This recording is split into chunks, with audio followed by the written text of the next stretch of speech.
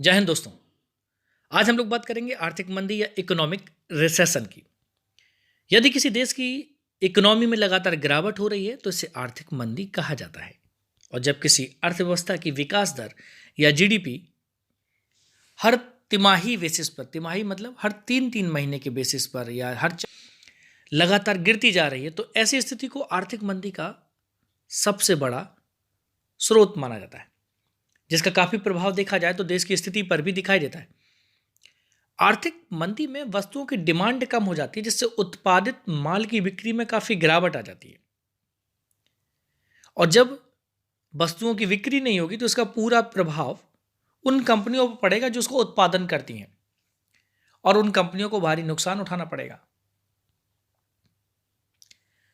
तो आर्थिक मंदी एक ऐसी स्थिति है जब लोगों के पास अपनी आवश्यकताओं को पूरा करने के लिए पैसे की कमी हो जाती है, जिससे वह अपनी जरूरत की खरीदारी भी नहीं कर पाते और वो अपनी ज़रूरतों को पैसे के अनुसार कम करने की कोशिश करते हैं।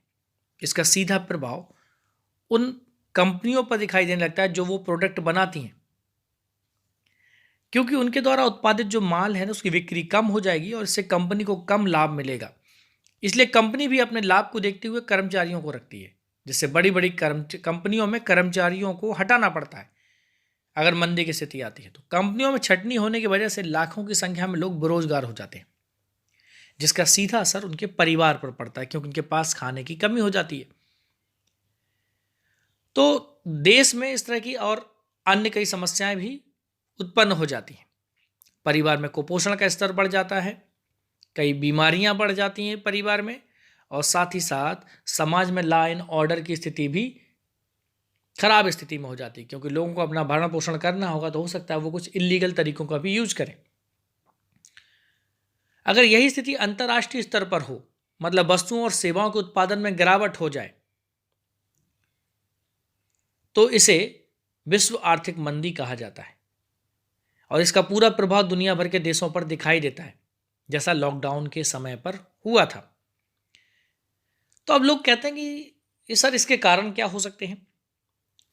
दरअसल आर्थिक मंदी के कारण क्या होता है कि जो मनी होता है ना उसका फ्लो बहुत कम हो जाता है या फिर रुक जाता है। मतलब लोगों के खरीदने की क्षमता कम हो जाती है और उनकी बचत भी कम होती है। कई बार इसके कई कारण होते हैं, जैसे अंतर्राष्ट्रीय बाजार में कच्चे तेल की कीमतें।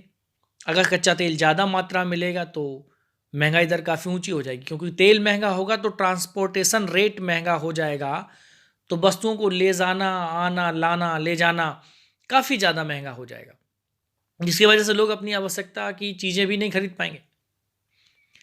दूसरा एक कारण होता है डॉलर के कंपेरिजन में उस देश की जो करेंसी है, जैसे मान लीजिए भारत की करेंसी रुपए है, तो उसकी कीमत में अगर गिरावट हो जाए, मतलब रुपए की वैल्यू कम हो जाए। मान लीजिए 10 रुपए में अगर कहीं पर एक समोसा मिलता था और अगर आज 20 रुपए में एक समोसा मिलने लगेगा, तो क्या हो गया, तो इन्फ्लेशन या मंदी जस्ट डबल हो गई है।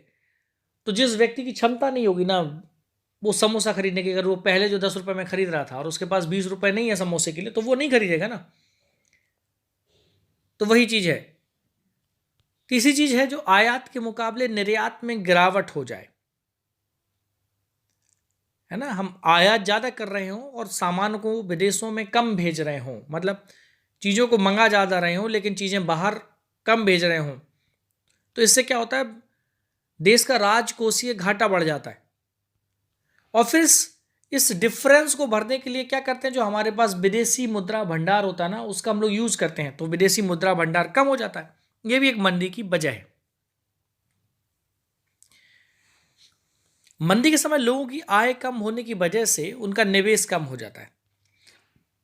इस मंदी की वजह से लोगों की बेरोजगारी में वृद्धि हो जाती है, लोगों के पास पैसे की कमी हो जाती है, आर्थिक विकास दर में लगातार गिरावट बनी रहती है, औद्योगिक उत्पादन में भी गिरावट हो जाती है, कर्ज की मांग भी काफी कम हो जाती है, क्योंकि लोगों के पास पैसा ही नहीं है कर्ज चुकाने के लिए। तो यहां पर हमने आपको एक बहुत ही बेसिक कॉन्सेप्ट बताया इकोनॉमिक रिसेशन का, आर्थिक मंदी का। आपको जरूर पसंद आएगा। नमस्कार, जय हिंद।